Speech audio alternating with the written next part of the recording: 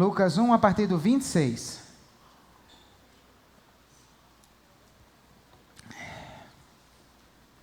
Quem achou, diga achei. Quem não achou, diga peraí. Opa, o povo achou ligeiro, hein? É porque ele já sabe a terceira que eu vou dizer. Nem quem não está procurando, não diga nada, porque vai ver na tela, né? Lucas, capítulo 1, vamos ler do verso 26 até o 38, palavra de Deus para mim e para você, acompanhe com atenção. No 6º mês, Deus enviou o anjo Gabriel a Nazaré, cidade da Galileia, a uma virgem prometida em casamento a certo homem chamado José, descendente de Davi. O nome da virgem era Maria. O anjo, aproximando-se dela, disse: alegre-se, agraciada, o Senhor está com você. Maria ficou perturbada com essas palavras, pensando no que poderia significar esta saudação. Mas o anjo lhe disse: não tenha medo, Maria, você foi agraciada por Deus. Você ficará grávida e dará à luz um filho e lhe porá o nome de Jesus. Ele será grande e será chamado Filho do Altíssimo. O Senhor Deus lhe dará o trono de seu pai Davi, e ele reinará para sempre sobre o povo de Jacó. Seu reino jamais terá fim. Perguntou Maria ao anjo: como acontecerá isso se sou virgem? O anjo respondeu: o Espírito Santo virá sobre você, e o poder do Altíssimo a cobrirá com a sua sombra. Assim aquele que há de nascer será chamado Santo, Filho de Deus. Também Isabel, sua parenta, terá um filho na velhice. Aquela que diziam ser estéril já está em seu 6º mês de gestação, pois nada é impossível para Deus. Respondeu Maria: sou serva do Senhor, que aconteça comigo conforme a tua palavra. Então o anjo a deixou. Hoje, segundo episódio da nossa série, a história do menino. Título do episódio de hoje: um menino muito maior. Feche seus olhos, curva sua cabeça e vamos orar. Paizinho, o Senhor sabe, eu preciso muito do Senhor, que o teu Espírito me domine, que o teu Espírito me capacite para explicar bem para o teu povo a tua palavra, para que eles sintam, Pai, o impacto no coração do Senhor falando com eles, Pai. Então vem, Senhor, assume o controle desse momento, e que o teu nome seja glorificado na minha fala e na maneira como o teu povo vai ouvir e seguir as orientações da tua palavra, meu Deus. Isso é o que eu te peço, Pai querido, em nome de Jesus. Amém, Senhor. Quando eu era, isso faz bastante tempo, né? Quando eu era menino, eu me lembro que eu assisti um filme, e esse filme devia ser muito velho, porque eu era criança e ele passou na sessão da tarde, então é um negócio bem idoso, né? Mas eu nem me lembro o nome do filme nem nada, mas eu me lembro uma cena que me marcou muito, que eu achei bem interessante. No filme, o rapaz namorava uma menina cega. Ela era cega de nascença. E aí aconteceu que eles estavam lá sentados numa pedra, na beira de um vale muito bonito. E aí ela pediu para ele descrever para ela o que ele estava vendo. E ele começou a falar: o céu está muito azul, cheio de nuvens e tal, aquela coisa toda. E aí ela foi e fez um pedido específico. Ela disse assim: me descreva as nuvens. E ele ficou pensando como que ele ia descrever as nuvens para uma mulher que era cega de nascença.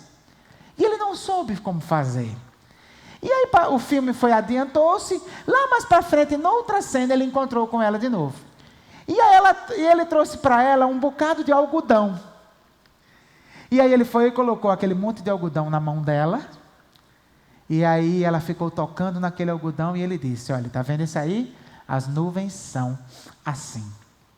Queridos, a cabeça da gente funciona muito com base em comparação. Nós vivemos fazendo associações, analogias, e essa é a maneira mais eficaz da gente aprender. Então tudo para você é comparando com outra coisa.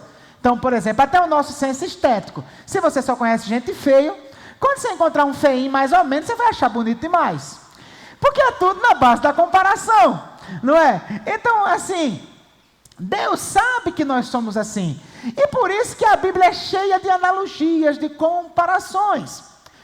O capítulo 1 de Lucas parece que é feito exatamente nesse tipo de recurso pedagógico. Nós vimos domingo passado que uma marca do capítulo 1 de Lucas especificamente é o entrelaçamento dos nascimentos de João e de Jesus. Se você prestar atenção, o nascimento de João é anunciado, o nascimento de Jesus é anunciado. Aí Maria encontra com Isabel, aí depois João nasce, aí depois Jesus nasce. Então claramente o objetivo dele é fazer comparação. Como eu falei domingo passado, ele mostra João como grande, para a gente perceber o quanto Jesus é maior. Quando a gente pega os dois anúncios, a gente vê que é surpreendente como a narrativa segue uma sequência semelhante. Aliás, é quase idêntico, na verdade. Como é que funciona? O anjo Gabriel aparece, quem está recebendo a mensagem fica assustado, o anjo tranquiliza aquela pessoa, aí em seguida o anjo anuncia sua mensagem, a sua mensagem era a mesma, o nascimento sobrenatural de um menino. As duas pessoas que recebem a mensagem dão uma palavra de questionamento, o anjo dá outra palavra em volta, e o anjo vai embora, a cena se encerra. Então claramente ele quer que você perceba que a cena do anúncio do nascimento de João e a cena do anúncio do nascimento de Jesus são semelhantes. Porque ele quer que a gente veja que elas são semelhantes, para que a gente possa perceber as diferenças entre um e outro. Por exemplo, se você vê no João, por exemplo, João nasce de uma mãe estéril e os dois pais eram idosos. Isso é um milagre sobrenatural, uma coisa sensacional, é ou não é? Mas isso já tinha precedente na história do Antigo Testamento. Isaac foi filho de gente estéril, Jacó e Esaú, Sansão, Samuel. Então, já tinha precedentes no Antigo Testamento de pessoas que Deus fez o milagre de uma mulher estéril dar à luz. Mas Jesus não, Jesus ia nascer de uma virgem. E isso era muito além do imaginado. Não tinha precedentes para trás, nem teve precedentes para frente. Então ele já está mostrando para a gente um contraste, tá? Outra coisa que ele vai mostrar, por exemplo, João é descrito como aquele que o papel dele é preparar o caminho do rei, tá? Ele vinha preparar o caminho do rei. Jesus é descrito como quem aqui? Como o próprio rei. A terceira questão, se você der um pulinho lá no verso 76, lá na frente, você vai perceber que João é chamado de profeta do Altíssimo. Jesus aqui é chamado de Filho do Altíssimo. Então se estabelece um contraste muito claramente. A última coisa que eu quero destacar aqui, João, na narrativa anterior, é dito que ele será como Elias, correto?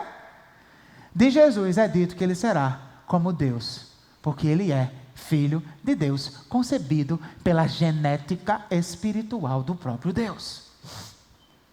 Então, queridos, o quadro que Lucas pinta é de que João é especial, mas Jesus é inigualável.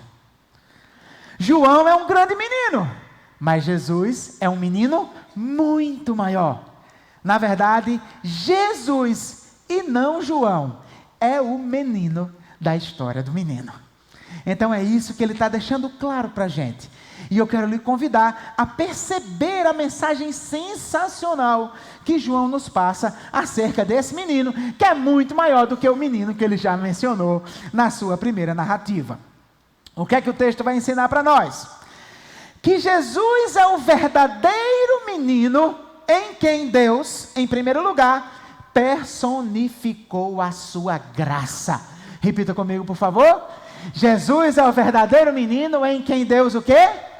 Personificou a sua graça. Se você prestar atenção, ainda nesse contraste das duas narrativas, que Lucas claramente quer que a gente faça isso, existe uma diferença muito significativa do cenário onde o nascimento de João é anunciado e o nascimento de Jesus é anunciado. Aonde o nascimento de João foi anunciado? Em primeiro lugar, foi anunciado para quem? Para um sacerdote. Então João nasceria de um sacerdote. E onde é que esse sacerdote estava? Em que cidade?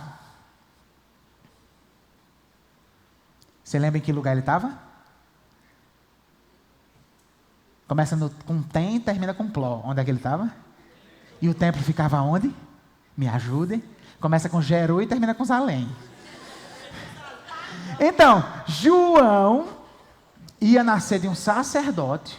O anúncio é feito na capital, mas não somente isso. Onde especificamente ele estava? Lembra o que é que ele estava fazendo? Ele tinha sido sorteado para fazer o quê?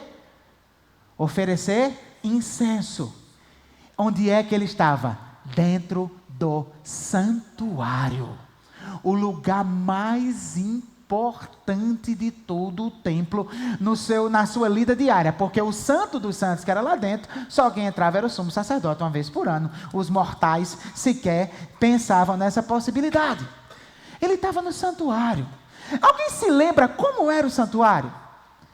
Eita, o povo que lê a Bíblia. Lembra quais eram os 3 utensílios principais do santuário? Não, a arca está no Santo dos Santos. Então, o santuário, que é o lugar santo, para cada do véu. Então, tinha ali a mesa dos pães, tinha o candelabro e o altar do incenso.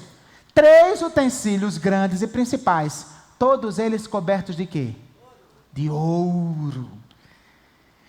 Então, a cortina, ela tinha adornos de ouro.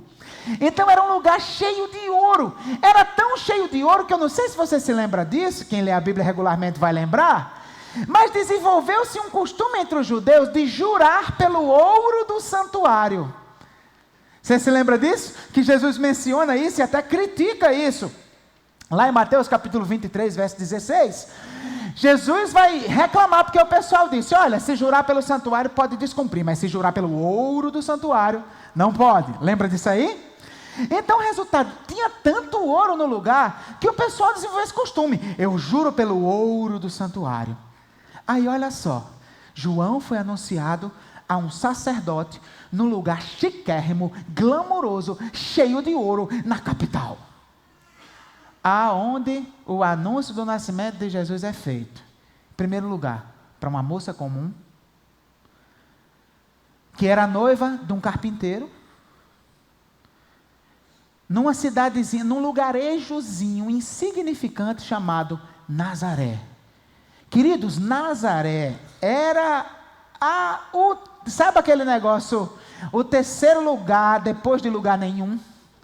Então, os arqueólogos estimam que a população máxima que Nazaré chegou a ter foi de 480 habitantes. Só para você ter uma ideia. Então, Nazaré nunca foi mencionado no Antigo Testamento, nunca foi mencionado na literatura do período interbíblico e nunca foi mencionado nem pelo historiador Flávio José, que é aquele famoso historiador da história dos judeus. Nazaré, queridos, era motivo de piada entre os judeus. Você lembra quando Filipe disse a Natanael que tinha encontrado o Messias e que o Messias era Jesus de Nazaré? Você lembra o que é que Natanael disse? Pode vir alguma coisa boa de Nazaré? Pode vir alguma coisa boa de Nazaré? Então Nazaré era nada, Nazaré era insignificante, Nazaré era lugar nenhum. Por quê? Que Deus quis que aquele que era muito maior do que João Batista fosse anunciado num contexto de extrema insignificância aos olhos humanos. Parece que para ressaltar uma característica fundamental dele que estava sendo revelada ali. Qual é a palavra que o anjo repete para Maria 2 vezes? Nessa primeira passagem que nós lemos. Alegra-te, o quê? Agraciada. Quando Maria fica com medo, ele diz o quê? Não tenha medo, você foi agraciada. Queridos, aquele menino ia surgir naquele contexto, não porque Maria tivesse mérito. Maria não tinha mérito. Tanto é que na primeira narrativa, não sei se você se lembra, mas Zacarias e Isabel são elogiados como irrepreensíveis, servos, seguidores da lei do Senhor. Maria não recebe elogio nenhum. Então Maria não tinha mérito, a cidade não tinha mérito, eu não tinha mérito, você não tinha mérito, ninguém tinha mérito. Aquele menino estava agraciando o mundo. Aquele menino era a personificação da graça de Deus.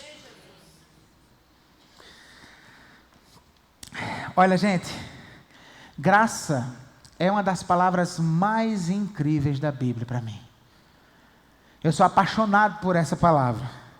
Graça é aquela capacidade que Deus tem de amar quem não faz nada por merecer esse amor. Você não faz nada para merecer esse amor e Deus ama mesmo assim.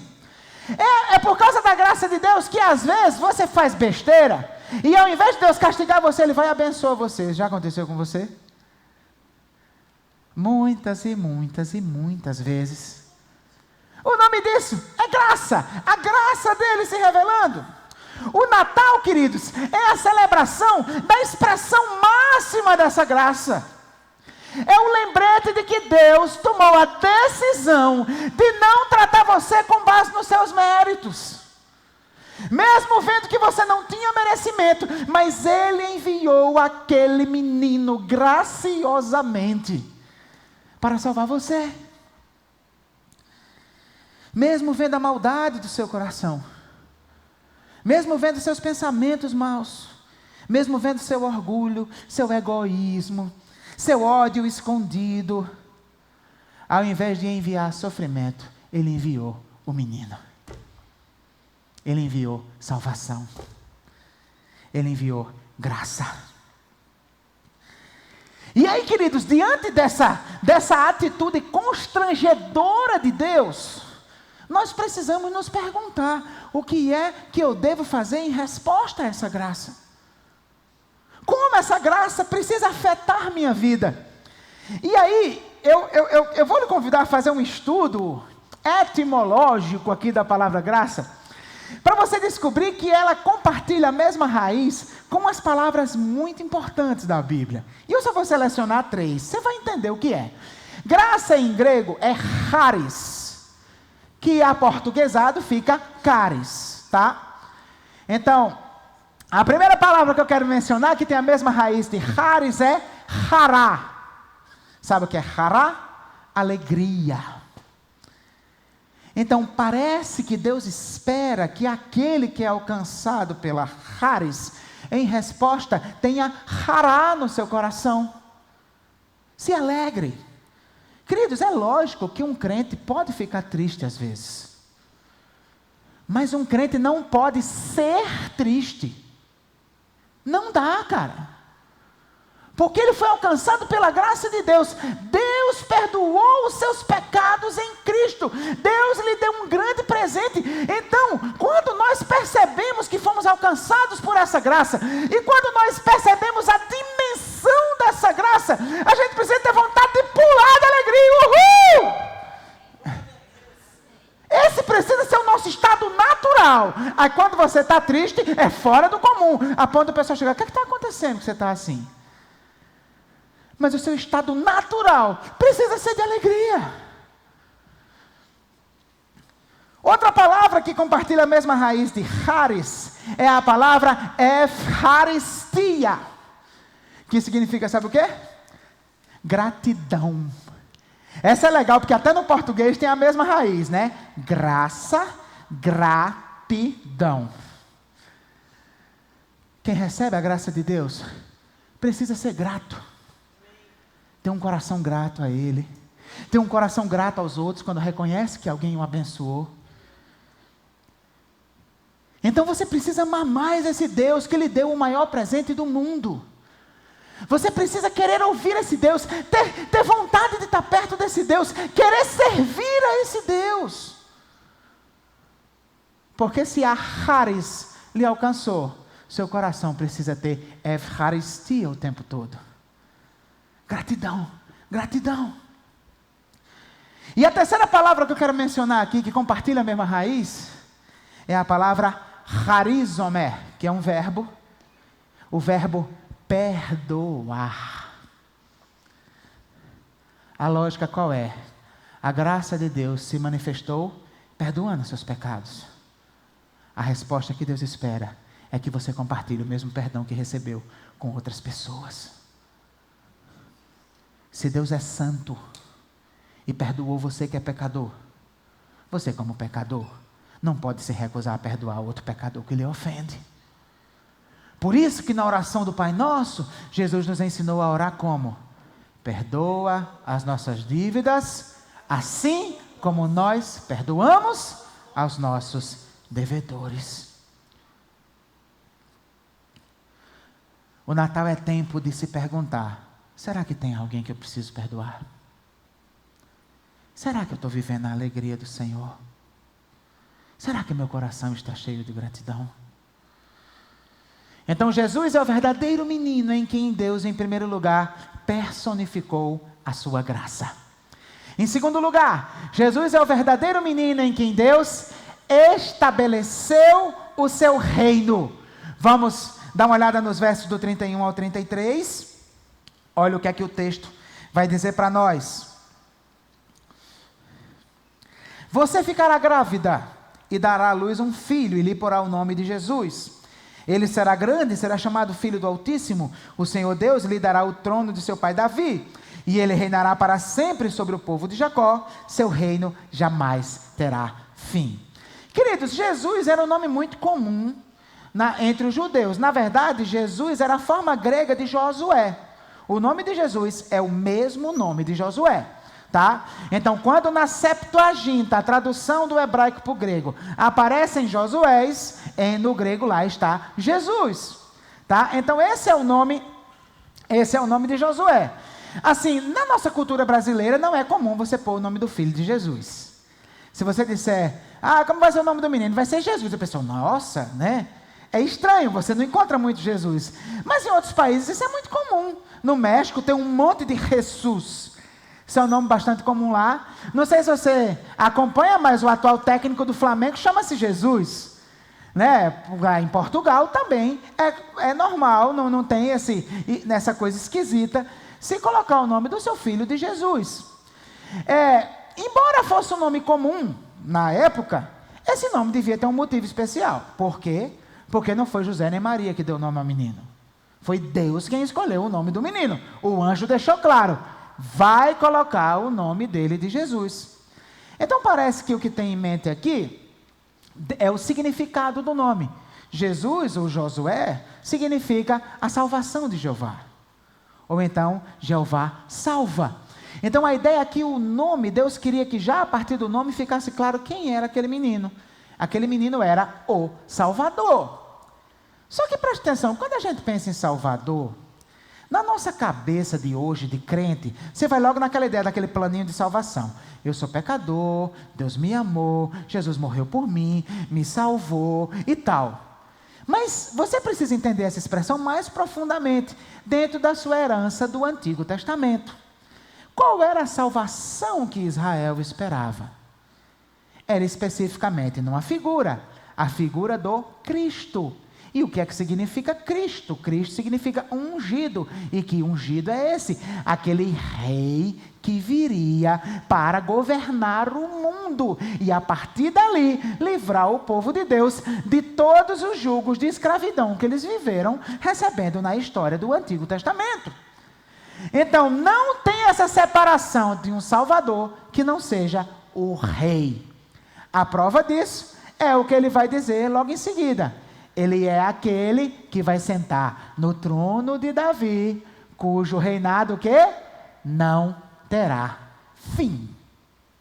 Nós vamos dar uma olhada num texto agora, em 2 Samuel, capítulo 7.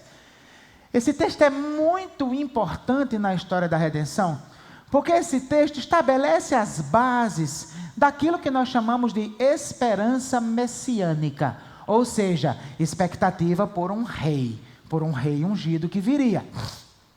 O que é que está acontecendo aqui? Davi tem uma visão. Deus aparece para Davi em sonho. E olha o que é que Deus diz para Davi.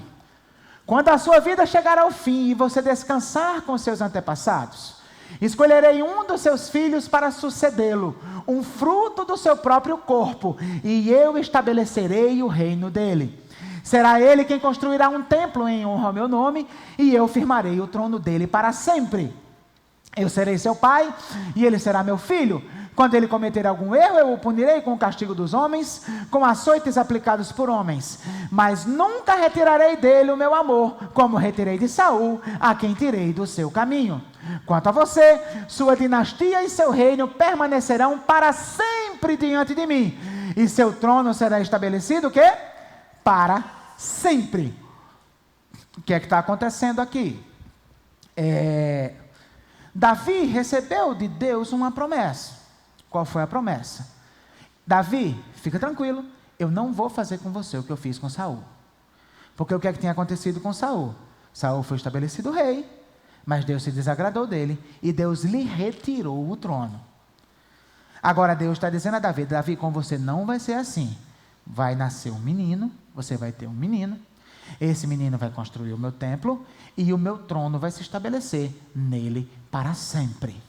O que acontece? É consenso entre os intérpretes, tanto judeus quanto cristãos, que essa profecia tem um cumprimento parcial, mas ela ainda espera um cumprimento total. Por quê? Porque o cumprimento parcial dela foi na pessoa de Salomão. Salomão constrói o templo do Senhor. Então ele é um menino imediato de quem a profecia estava falando. Mas qual é o problema? O problema é que Salomão e os seus descendentes reinaram até o cativeiro babilônico. No cativeiro babilônico, o trono foi retirado da descendência.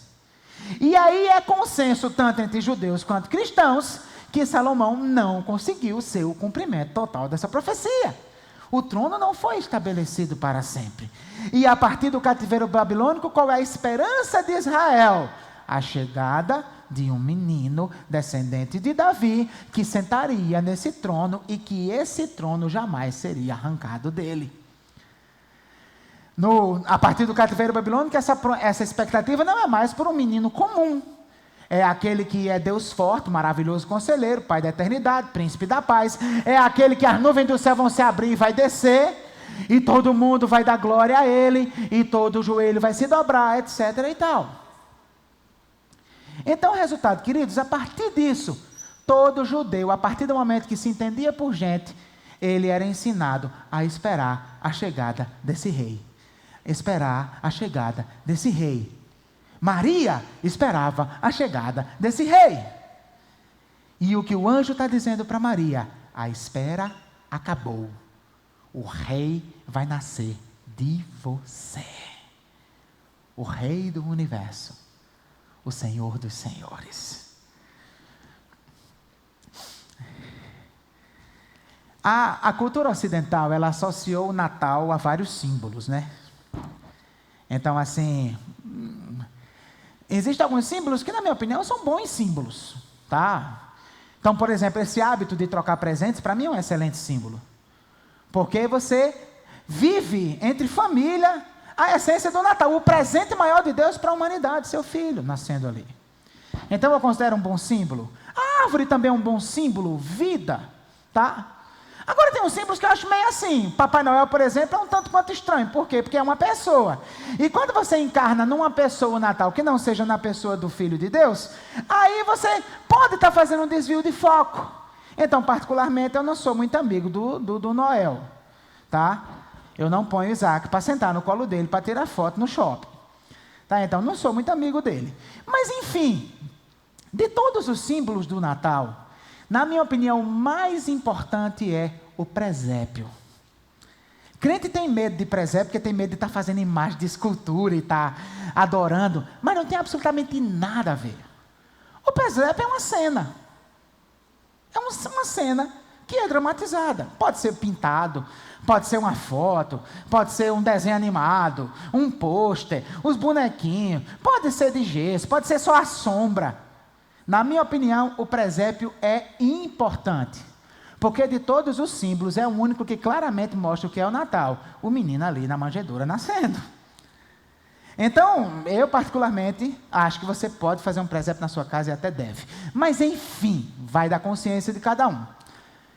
Mas qual é o perigo que a gente corre em relação àquela imagem do presépio? É o que, na minha opinião, acontece com o mundo. Eu tenho a impressão, com o mundo, quando ele olha para aquele menininho na manjedoura, que eles acham que Jesus ficou menininho, bebezinho para sempre. Olha ali, frágilzinho, pequenininho, pobrezinho, né? Tão necessitado. E aí, você pega aquela imagem todo ano, o bebezinho cuticute, o menino Jesus, o menininho. E eles perdem a referência fundamental. Que referência fundamental é essa? Aquele menino cresceu, morreu, ressuscitou e vai voltar. E quando ele voltar, vai se assentar no seu trono e reinará para sempre. Aleluia! Então aquele menininho da manjedoura é o Rei dos Reis, é o Rei de toda a terra, e nós precisamos adorá-lo, reconhecê-lo como nosso Senhor. Não existe presépio sem os magos do Oriente curvados entregando seus presentes. Eles são fundamentais, porque eles ali estão representando o mundo inteiro, curvado diante daquele que é o seu Rei. Meu querido, Jesus é o seu Rei. Jesus é o seu Rei. A sua vida pertence a Ele. Você lhe deve obediência. O Natal também é tempo de você lembrar disso. Que aquele menininho é muito mais do que um menininho. Ele é o seu Rei. Amém? Então Jesus é o verdadeiro menino em quem Deus personificou a sua graça e estabeleceu o seu reino. E por último, manifestou a sua divindade. Leia comigo, por favor. Acompanhe a leitura dos versos 34 ao 38 para encerrar o texto. E a palavra diz assim: perguntou Maria ao anjo: como acontecerá isso se sou virgem?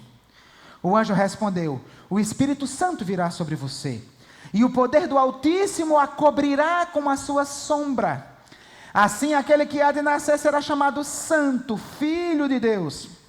Também Isabel, sua parenta, terá um filho na velhice. Aquela que diziam ser estéril já está em seu 6º mês de gestação, pois nada é impossível para Deus. Respondeu Maria: sou serva do Senhor, que aconteça comigo conforme a tua palavra. Então o anjo a deixou. Queridos, olha só, a pergunta de Maria não teve o mesmo tom da pergunta de Zacarias, tá? A pergunta de Zacarias expressou incredulidade. Zacarias não acreditou que a mulher dele pudesse engravidar.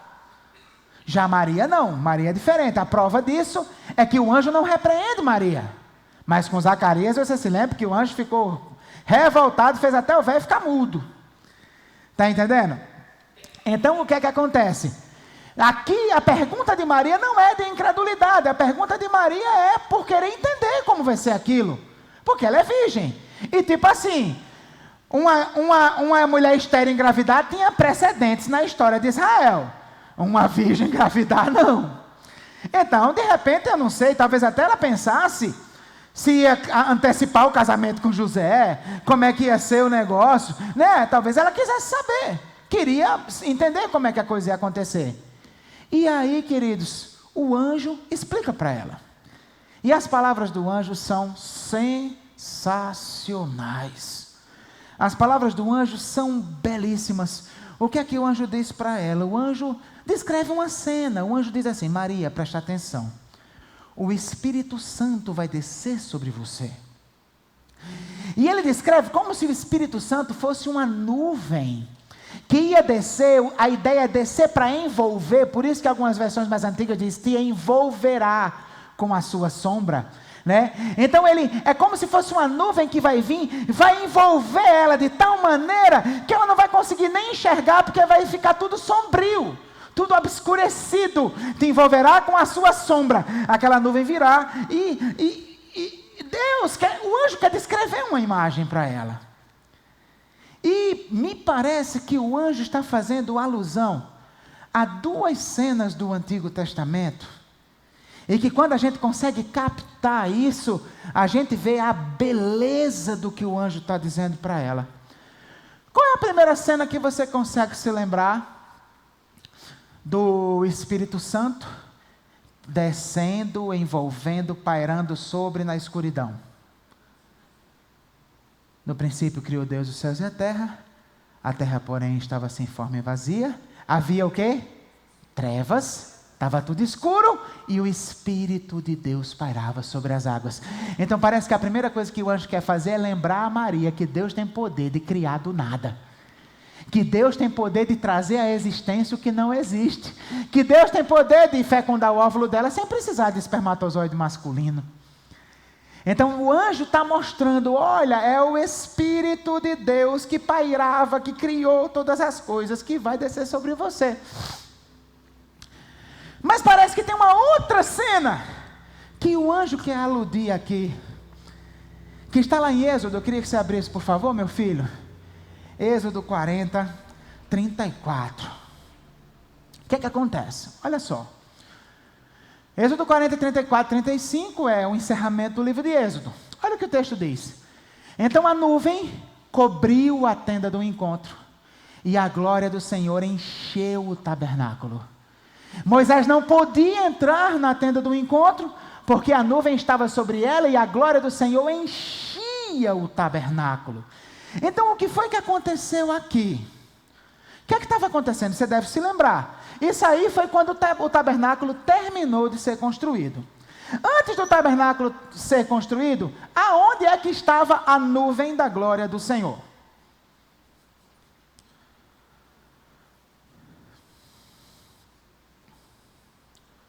Começa com sim, termina com nai. Estava lá em cima. Quando Moisés precisava se encontrar com Deus, o que é que ele tinha que fazer? Subir o monte. Lá em cima estava a nuvem, o pessoal lá de baixo via aquela manifestação, aquela nuvem, tinha trovões e tudo mais. E aí Moisés subia para falar com Deus. Quando o tabernáculo foi concluído, Deus deslocou a sua presença do Sinai para dentro do tabernáculo. E ele invadiu o tabernáculo para habitar ali temporariamente. E a nuvem encheu tanto o negócio que Moisés não conseguia nem entrar. Provavelmente porque você já andou por dentro de nuvem, porque aqui em São Paulo tem muito nevoeiro. Qual é o problema de não conseguir andar no meio de nuvem? Você não enxerga nada. A sombra lhe domina. Você fica obscurecido. Então parece que o anúncio do anjo está fazendo um paralelo com essa narrativa. E se for realmente isso, queridos, que eu tenho para mim que é, e que vários autores concordam comigo, aliás, é um atrevimento eu dizer eu que concordo com eles, né? Então, se for, é muito lindo isso. Preste atenção. Deus encheu o tabernáculo para habitar temporariamente ali. Parece que o que o anjo está dizendo é que Deus agora estaria enchendo aquela mulher, e por 9 meses Deus moraria naquele ventre.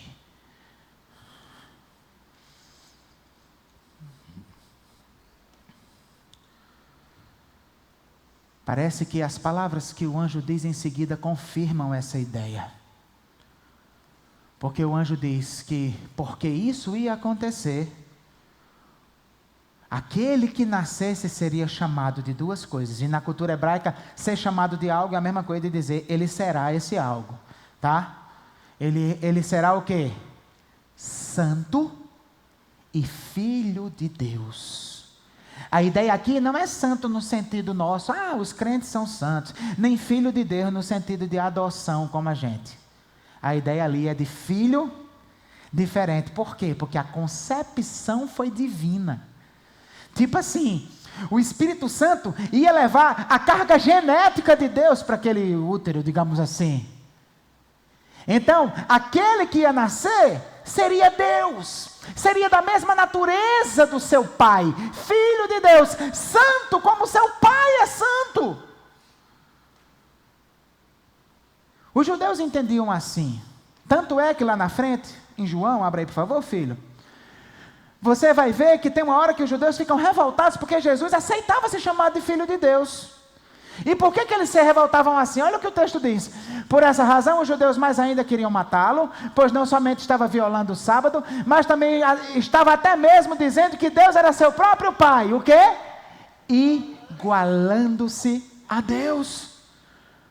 Ou seja, aceitar ser chamado de filho de Deus naquele contexto era dizer: Ele é meu pai, eu sou igual ao meu pai, porque filho de peixe é peixinho, filho de Deus é Deus.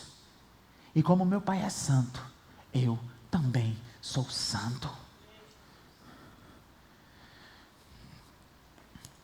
Queridos, o anjo diz isso para Maria. E diz: Maria, tua prima não podia ter filho, está grávida. E aí Maria, diante daquela revelação que era Deus que ia fazer, e que Deus ia fazer daquela maneira, o que é que ela diz? Simplesmente: sou serva do Senhor, faça-se em mim conforme a tua palavra. Estou à disposição, eis-me aqui. Queridos, agora o anjo apelou, não foi não? Porque presta atenção, agora há pouco o anjo disse que ele ia sentar no trono de Davi, que seria rei. E um rei dá até para, né? Já era um anúncio sensacional para aquela mulher: ó, meu filho vai ser o rei de Israel. Mas agora o anjo diz: mas presta atenção, seu filho não vai ser só o rei de Israel, não. Seu filho vai ser Deus encarnado. Deus vai morar no seu ventre.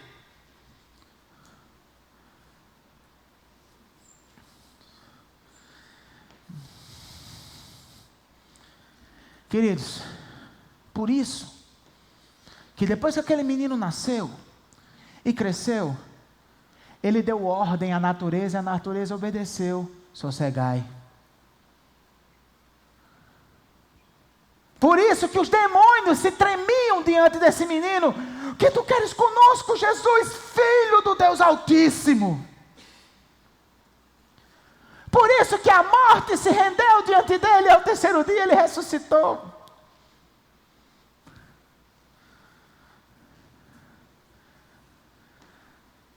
Por isso que nós sabemos que podemos confiar nele, descansar nele, sermos protegidos por ele. Por isso que os anjos o adoram, como diz o autor de Hebreus. Ame a Jesus, adore a Jesus, se submeta à palavra de Jesus, sirva a Jesus. Jesus é Deus.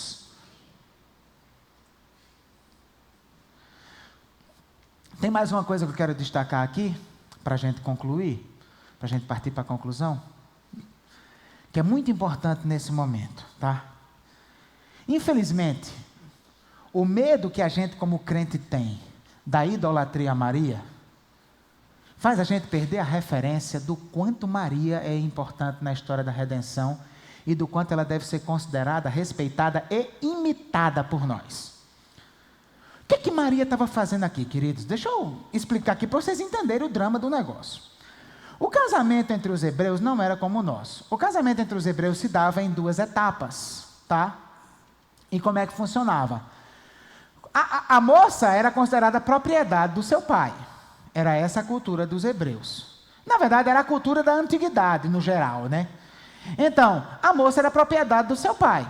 Se eu achasse que o cara tinha uma filha bonita e quisesse casar com a filha, eu tinha que pagar. Por quê? Porque uma vez que ela casasse comigo, ela ia ser minha propriedade. Então essa era a lógica da coisa, você está entendendo? Eu pagava um dote.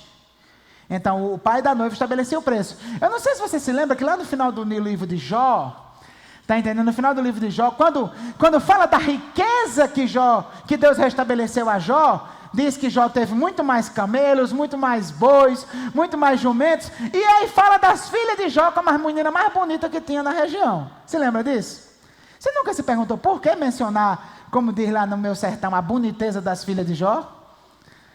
Hein? Por quê? Porque ter filha bonita era patrimônio. Ia muita gente querer casar com ela, ia aparecer um rico querendo casar com ela, e eu estabeleci um dote mais alto. Então essa é a lógica da coisa. Então, resultado, o pai da noiva estabelecia o valor do dote, o noivo ou o pai do noivo ia acertar a transação. E ele chegava lá e dizia, não, tudo bem, eu pago o valor. Aí ele pagava o valor e eles faziam um contrato. A partir daquele momento, aquela mulher já era considerada casada com ele. Só que o casamento ainda não tinha se consumado. Ia passar um tempo para poder ter a celebração da festa do casamento, eram 7 dias, e depois dessa festa eles se consumavam sexualmente e eram casados. Como é que funcionava? Estava lá, chegava o dia do casamento, o homem deixava o seu pai e sua mãe, ia até a casa da mulher, da sua noiva, pegava a sua noiva e levava com ele para morar na casa do seu pai. Tá? Então assim, a lógica da coisa ele ia lá, pegava ela, trazia para cá, aqui acontecia a festa, consumavam sexualmente o casamento, e a partir daí, eles seguiam em frente com tranquilidade. Tá? Qual é a questão? Na primeira etapa do casamento, não era como o nosso noivado. Se uma noiva trair o noivo, o que é que os pais vão dizer? Menino, deixa essa menina para lá, não vai casar com ela mais não. Né? Segue a vida. Lá não. Lá, se a noiva traísse o noivo, se ela deitasse com outro homem, ela era considerada adúltera e ia ser tratada por crime de adultério. E qual era a condenação por crime de adultério? Deuteronômio 22, 23. Olha só o que aqui diz. Se numa cidade um homem se encontrar com uma jovem prometida em casamento, preste atenção. Está na fase do noivado aí. Então, exatamente o caso de Maria. Se numa cidade um homem se encontrar com uma jovem prometida em casamento e se deitar com ela, levem os dois à porta daquela cidade e apedrejem-nos até a morte. A moça, porque estava na cidade, não gritou por socorro. E o homem, porque desonrou a mulher de outro homem. Eliminem o mal do meio de vocês. Maria não podia aparecer grávida não, gente. Maria aparecer grávida sem ter se deitado com José significava que ela cometeu crime de adultério. Ela seria apedrejada. Maria estava assumindo um risco de morte quando aceitou a palavra que o anjo disse para ela. E a pergunta é, por que aquela mulher fez isso? As palavras dela falam por si. Ela diz o quê? Sou uma serva do Senhor. Maria está dizendo, eu não sou dona da minha vida. Eu tenho um dono. Deus é o meu dono. Então minha vida não existe para fazer minha vontade. Minha vida existe para fazer a vontade dele. Então, não importa o risco que eu vou correr, não importa o sofrimento que eu tiver que enfrentar, faça-se em mim a vontade do Senhor. A gente devia fazer uma camisa, somos todos Maria. Ia ser meio chocante, né? Os crentes da Igreja Batista, né? Ou então, já pensou uma camisa legal? Quero ser igual a Maria. Né? O pastor indo para o shopping com a camisa, quero ser igual a Maria. Né? ia ser interessante. Mas eu acho que ia ser uma ferramenta de evangelismo interessante, você não acha não? Né? Porque o povo ia. Não era não? Não é uma boa ideia? Sabe, a pessoa, a gente chega lá e... Mas vem cá, você não é crente, você quer ser igual a Maria? Claro que sim. Olha o que é que Maria... Aí você conta esse episódio. Aí você conta o episódio das bodas de Caná, quando ela diz o quê? Façam tudo o que ele mandar. Pronto. Está aí o mote para a evangelização. Então, queridos, Maria é um exemplo tremendo para ser imitado. E nós precisamos reconhecer o valor dessa mulher e lutar para sermos iguais a ela. Sabe por quê? Porque essa mulher mostra para a gente o que é ser crente de verdade. Nós dizemos que somos servos do Senhor, mas muitas vezes o que a gente quer é que Deus seja nosso servo. Você aceita o plano de Deus enquanto o plano de Deus não lhe traz sofrimento. Se lhe causar risco de sofrer, você já reclama com Deus. E você já quer que Deus mude, adeque o seu plano às conveniências da sua vida. Isso não é ser servo de Deus, é ser senhor de Deus. Ser servo de Deus é dizer, Senhor, minha vida é tua, se é esse teu projeto, vamos em frente. me dá força para eu suportar, me livra do mal, vamos para frente. Assim, isso pode acontecer comigo e com você, tá? Mas eu vou ter que lhe dizer isso. Quando uma pessoa vem para mim e diz assim, olha, eu estou revoltado com Deus. Olha, eu preciso me controlar para não sorrir. Porque isso é engraçado, venhamos e convenhamos, vocês não acham não? Isso é engraçado. Revoltar-se contra Deus, quem é você? Você é serva, você é servo. Ele é que é o Senhor. Você tem que cumprir a vontade dEle, e se colocar diante dEle, e descansar nele, e perseverar. Ai. Queridos, encerrando, diante dessa descrição incrível que o anjo nos fez de Jesus, só nos resta afirmar, ele é muito maior do que João. Amém? Ele é muito maior do que Maria. Ele é muito maior do que o anjo que anunciou o nascimento dele. Ele é muito maior do que eu. Ele é muito maior do que você. Jesus é a personificação da graça salvadora de Deus. Jesus é o Rei dos Reis. Jesus é Deus encarnado. Qualquer religião que reconheça tantinho assim, menos do que isso sobre Jesus, é uma afronta a Deus. Qualquer doutrina que diga tanto assim, menos de Jesus, de que Ele é Deus, não pode trazer salvação, vai levar você para o inferno. Você só pode ser salvo se crer que Jesus é Deus. Paulo diz isso em Romanos 10. Romanos 10, 9. Se com a tua boca confessares que Jesus é o Senhor. E o que é que significa dizer que Ele é o Senhor no contexto do Antigo Testamento? Quem é o Senhor no contexto do Antigo Testamento? O Senhor é Jeová. E a prova que é isso que Paulo tem em mente é que lá no verso 13, pouco tempo depois, ele cita uma profecia de Joel, que diz, porque todo aquele que invocar o nome do Senhor será salvo. E esse Senhor em Joel é Jeová. Então você não pode ser salvo se não crer que Jesus é Jeová. Jesus é Deus. Nenhuma grama menos do que isso. Desde a eternidade, Deus nos viu mortos nos nossos pecados. E por amor, traçou um plano para nos salvar. Ele nos enviou um menino. Um menino graça.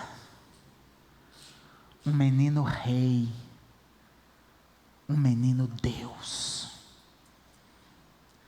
A época do Natal é época de perguntar: como está o seu relacionamento com esse menino?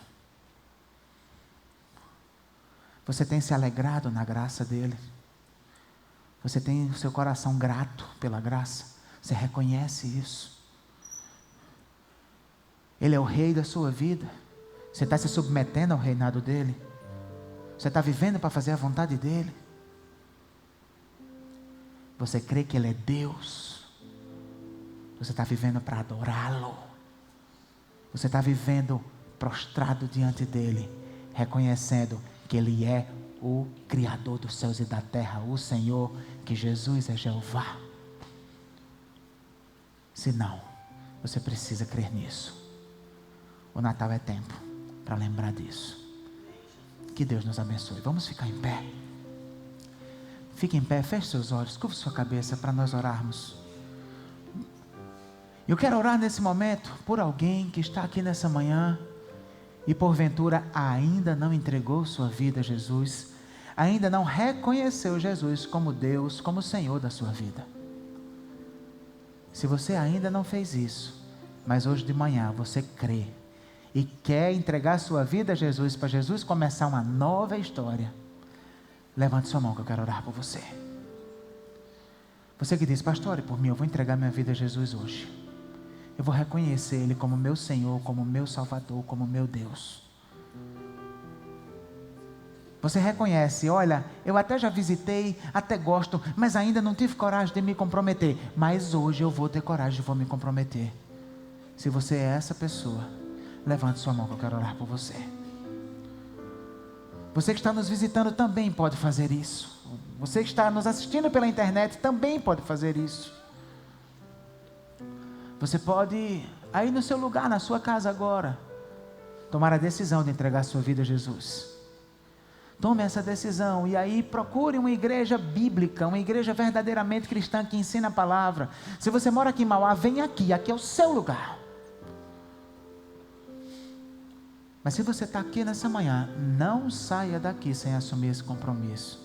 Não foi por acaso que Deus lhe trouxe aqui nessa noite. Ele trouxe porque Ele quer você, porque Ele tem um plano para você. Ele quer mudar a sua vida. Levante sua mão que eu quero ver você e orar por você. Quem é a primeira pessoa? Se você quer essa oração, se você quer esse recomeço com Jesus, levante sua mão que eu quero orar por você. Temos alguém nessa manhã que ainda não assumiu esse compromisso? Feche seus olhos, vamos orar. Pai querido, em nome de Jesus. Meu coração quer crer que todos os que estão aqui nessa manhã já se entregaram a Jesus. Mas Senhor, se porventura tem alguém que ainda não fez, não deixe ele voltar para casa sem fazer isso. Que termine o culto, ele venha me procurar e diga: pastor, fiquei com vergonha de levantar a mão, mas quero que o Senhor ore por mim agora, porque eu vou entregar minha vida a Jesus. E Pai, que o Senhor comece uma história nova nessa vida. Obrigado, Senhor, por todos aqueles que já te conhecem, que estão aqui, que celebram o Natal, mas que nem sempre param para pensar muito sobre isso. O Natal é muito importante. O Natal é o nascimento desse menino sensacional. Um menino que não ficou menino para sempre, mas que desde menino já era Senhor, Rei, Deus. Nos abençoa, Pai. Derrama da Tua graça sobre nós e nos capacita por meio do Teu Espírito para cada vez mais viver para a glória desse menino. Isso é o que eu te peço, meu Deus, em nome de Jesus. E que o amor de Deus, o nosso Pai, a graça do nosso Senhor e Salvador Jesus, a comunhão, as consolações, as orientações e o poder do Espírito Santo de Deus estejam sobre vós e sobre todo o povo de Deus espalhado na face da terra, agora e para todo sempre. Amém. Deus te abençoe, meu querido, minha querida. Lhe dê uma ótima semana, lembrando dessa palavra, ruminando essa palavra e crescendo para a glória de Deus, em nome de Jesus.